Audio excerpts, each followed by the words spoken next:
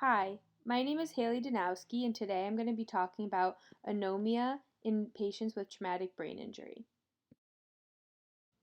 There are a few types of traumatic brain injury. The first is a closed TBI. This is usually a result of brain bleeding or any injury where there is no entrance through the skull. The next type is an open or penetrating brain injury. This can be from a gun or knife wound, a skull fracture, blunt force from an instrument or a surface that enters through the skull and into where the brain is held.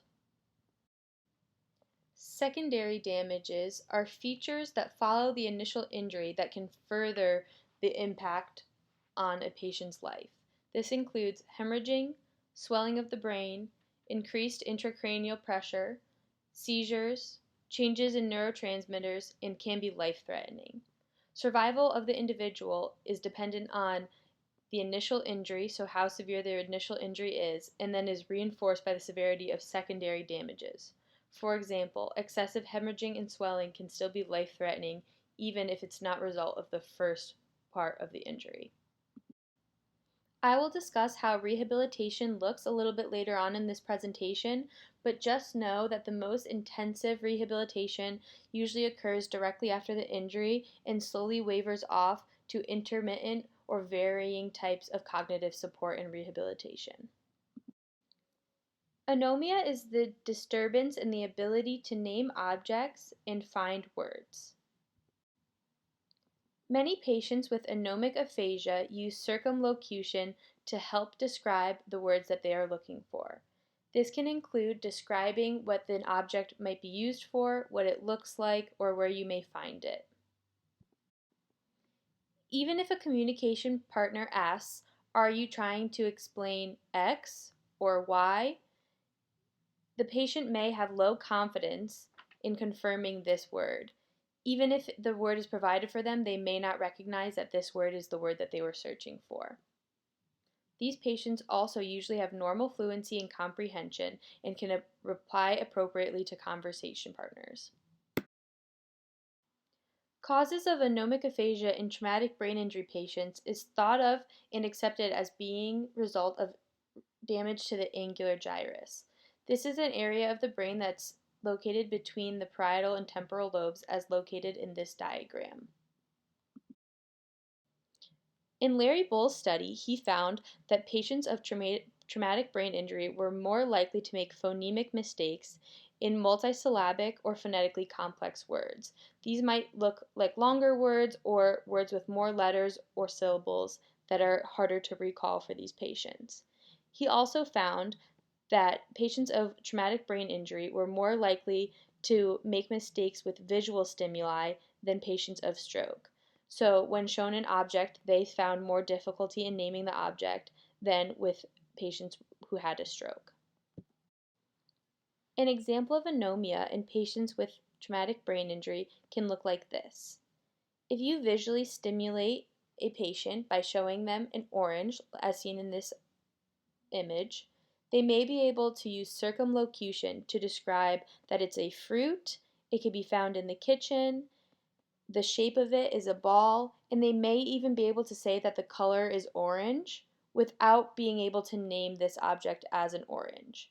Another symptom of anomia is the inability to realize that you have found the successful answer. So even though they've stated the color is orange, they may not recognize that what they are looking at is also called an orange. Another example of anomia in someone with a traumatic brain injury may look like this. When prompted with a picture of a saw, the patient may be able to list that they can use it to cut down wood. They may bring it with them when they go camping. They may even be able to know that it starts with a saw, but they will not be able to name it as a saw.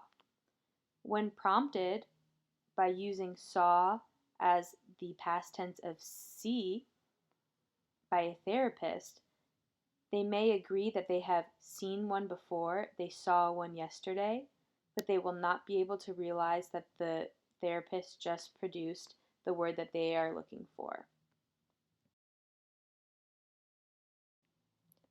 Another study in 2004 describes how Training in circumlocution can be used to help patients with anomic aphasia. The study was conducted by teaching the traumatic brain injury patients 8 different classifications on how to describe an object, using things like shape, color, size, and smell. These skills were then put to the test by showing the patient an object and having them first attempt to name the object and then use circumlocution to describe and apply usage for the object as well. It was found that this training did help improve our patients in being able to name and describe the object and how it may be used, but results showed that they still were not up to the same standards as typical subjects that did not have anomia. It was noted that the patients with traumatic brain injury and anomia may have been less effective than the subjects that were typical due to other symptoms interfering with their ability to retrieve other words, even not the object's name, being able to process and intake stimuli, and their ability to pay attention for the duration of the task. There are various areas of communication impacted every day for patients with anomia from traumatic brain injury. These patients may struggle to interact with their environment by being unable to name objects around them or unable to express any word that they may desire to talk about. Even when provided with images, these patients may be unable to name family members or name who they want to talk about or talk to. This limits their opportunity to share experiences with the people around them, as their communication partners may be unable to follow the topic that they desire to address. Since partners may not be able to follow topics of our patients with traumatic brain injury and anomia, they may be limited to only talking about topics that do not apply to what they're interested in. They may lose the ability to talk about any interests of themselves or express any new ideas or desires. Anomia affects both verbs and nouns, so many tenses of speech are affected. Sadly, the difficulties and limitations of anomia are not limited to speech communication alone. These patients also experience word finding issues and naming difficulties when using writing instead. This interrupted flow in communication ultimately leads to breakdowns with their communication partners. Communication partners of those with anomia are often placed with the responsibility of helping this person find their words. This can disrupt the flow of speech and ultimately discourage communication with this individual. Following traumatic brain injury, patients with anomia have unique rehabilitation obstacles. Traumatic brain injury can impact many areas of life, leading to very widespread rehabilitation. Initially, rehabilitation can be very intense and must cover many different areas of life, not just communication. For example, time is spent on many areas like memory, community integration, attention span, and physical disabilities that may be a result of traumatic brain injury. Rehabilitation successes often come in waves for those recovering from traumatic brain injury. This can result in many plateaus between big successes and can decrease support. In the beginning, intensive rehabilitation is common, but then it dwindles to moderate and minimum varying cognitive support, reducing the amount of rehabilitation support overall. One of the biggest deficits for treating those with a minor traumatic brain injury is the failure to seek support. If initial symptoms are minor, some patients may not ever seek medical attention and even lacks the ability to self-advocate for symptoms that they have discovered later on.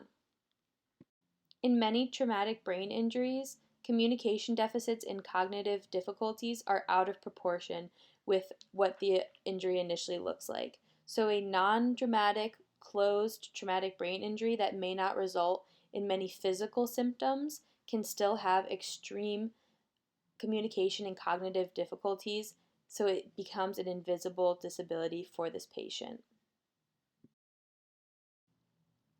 A study done in 2011 stated that less intense treatment may be more effective in holding long-term improvement for patients with anomia.